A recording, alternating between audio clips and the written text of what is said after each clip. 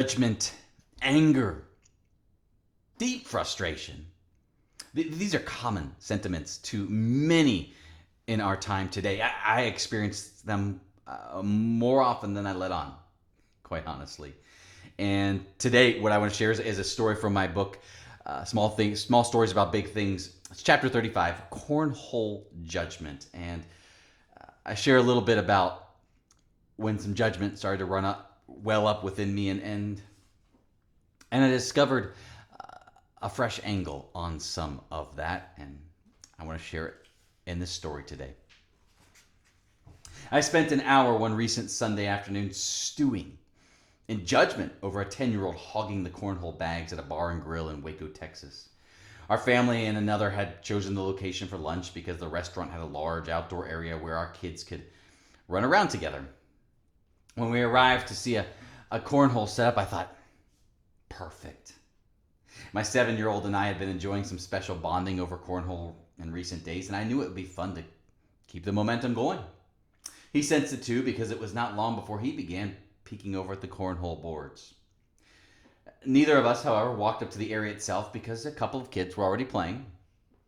The boy was probably 10, the girl about 8, and they were soaking in all the surprising joy of tossing old bags at a hole. Which was fine until 10 minutes went by, and then 20, and then a half hour. Weren't these kids going to give someone else a turn? True, a more adult version of Bobby could have just gone over and asked, may my son and I have the next turn? Instead, I stared, and I stewed while my son ran around with his friends in another part of the outdoor area. In my stewing, I began to note how both their children were dressed a good tick or two above bar and grill attire. Spoiled, I said to myself, a little more readily than I'd like to admit. And how are they so unaware that maybe other children want a turn? This, of course, reinforced my spoiled assessment. Eventually, the girl left to play elsewhere, but the boy kept at it. Toss, toss, toss, quickly retrieve, repeat. I think he knows, I whispered to my wife. I think he's purposely moving quickly between the cornhole boards and gathering the bags so that we don't get them. My wife was involved in the conversation with our friends, so I didn't get much of a response, but I knew he knew. I mean, he had to know. Eventually, I looked over at the boys' parents, and their beers were still half full, which did not suggest they'd be moving along anytime soon. They were nicely dressed too, and I readily gathered where the child got his spoiled, oblivious ways. Almost 50 minutes into our time, my son walked close enough to the cornhole area that it felt natural for him to pick up one of the bags. Without a word, he tossed it. The boy, who had been playing, made a motion suggesting this was perfectly fine. And then the boy said aloud to no one in particular, I think I'm going to take a break. A break indeed, I exclaimed within. In fact, I decided to make sure it was a decently long break by walking over to the cornhole area so that I could begin tossing with my son. Nobody is going to mess with an adult taking over this area. My son and I tossed back and forth a couple of times until the kids' parents interrupted. I'm sure it'll be totally fine with the restaurant if you want to keep playing, they said, immediately making me wonder why in the world the restaurant was going to get involved with our family finally having a chance to play.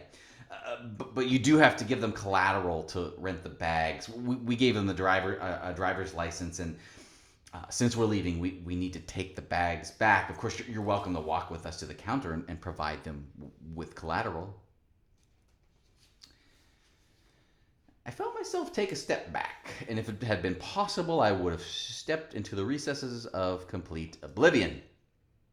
The step was accompanied by an embarrassment-filled heat rising within. This really had been their turn the entire judgment-filled time. Eventually, I muttered, "Oh, so sorry. Here, we do not need to play. Let us help." We then proceeded to help them collect the bags, and though they knew nothing of my inner monologue, I felt too ashamed to join them at the counter to rent the bags. Once the couple finished returning the bags, one of them walked up to our table and kindly inquired, "Are y'all local?" "No, we're in Georgetown," my wife replied. "Oh, love Georgetown," the parent responded enthusiastically. "Well, nice to have you here today. Bye." It never ceases to amaze me how little we really know about what we see. I saw a selfish, spoiled child. I saw entitled parents. I saw cornhole joy hoarded and stolen from my child. Honestly, the inner monologue was next level ridiculous.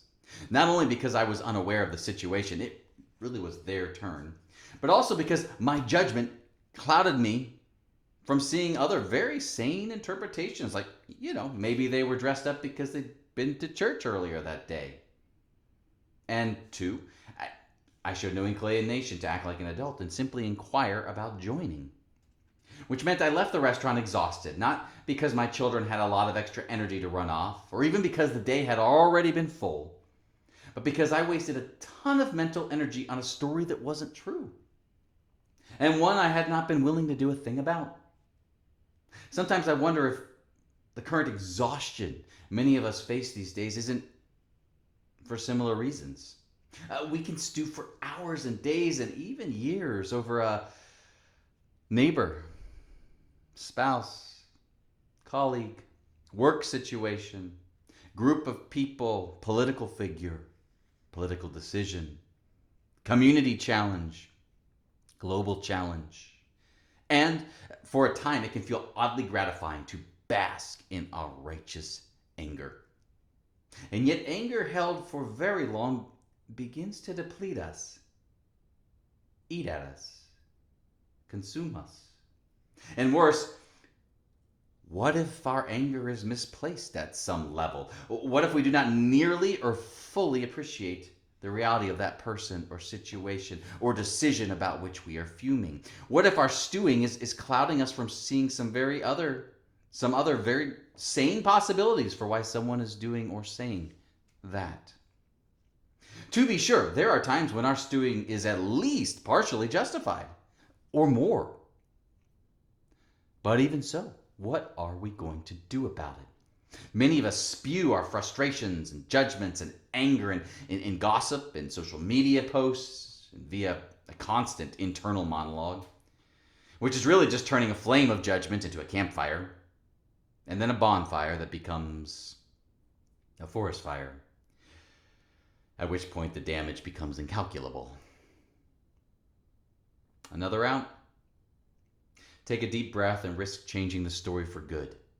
And true, you may walk right up to the nicely dressed child and his nicely dressed parents, and you may request to play along with them in the kindest, most sincere voice you have, and still they may say no. They may prove jerks. Or not. Either way, their reaction cannot be controlled fundamentally. We can only ever control our own actions and reactions. Fortunately, we usually have more agency, choice, and power than we're prone to let ourselves believe. Is there anything in life calling you to set aside the stewing and spewing and see about a new possibility, a different trajectory for the story? Anything within prepared to discover there might be more to the situation, challenge, or problem than you first knew about? Anything within prepared to discover that maybe we've been telling ourselves a story that isn't true? Because here's the basic truth. We can stand up and act. And humbleness is the birthplace of growth. And there is a kind of surprising joy known when tossing that old wisdom at a new problem. Thanks for listening along. This was a fun story to put down, even as I was feeling all the heat from my inner monologue when I wrote it. I knew shortly after this whole event happened one Sunday afternoon that I had to get this down on paper. I could feel the story. And anytime there's a feeling and an emotional response to any kind of event, big or small, there's usually a story. It means there's resonance for you. And if there's resonance, for me, I have confidence there's resonance then for listeners. And so I put this down only a few hours after it happened, just to be sure all the detail was still there and I could really unpack some of the implications and my own growing edge and share some of that. And so now I read it with a kind of delight, remembering the moments and the details, and it continues to be such a growing edge for me as I discover and rediscover the kind of agency I have amidst the many things that do upset me, frustrate me, and perhaps the invitation for you to consider the same. Thanks for listening.